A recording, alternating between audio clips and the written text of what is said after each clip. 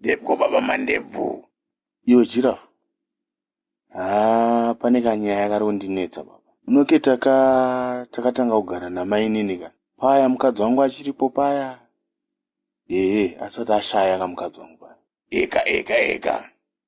Ndatovaona kamainini panze apo vachisuka maplates apo. Saka nyaya yakundinetsa manje ndeyekuti dza 3 years baba. Mukadzi wangu ashaya ka. Ndakudawo kumboitawo muvhoni ka baba. Ndiri munhu wonyama ka. Nyaya yako iyi baba.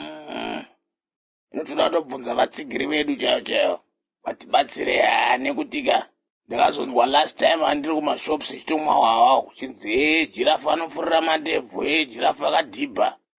Saka zvinotonetsa baba izvi. Manje ndikufunga kuti mainini ndovaita sei manje. Wobva pano here ndovadzinga here. Apa mainini nherera kajirafu. But kwemimi baba madi kungotora mainini macho ivavo. Apa mainini manje vanonzwisa tsitsi baba. Apa ndo vanodiwa netuvana twangu kunyara kuti vanozoti ndavatorera advantage ini. Baba hazvidi kutorera vanhu maadvantage kezvo. Saka pakaipa baba. Pakaipa. Sina advantage ina handizive baba. Takutobvunza vatsigiri vedu. Naye panofambiswa sei zvina advantage apa.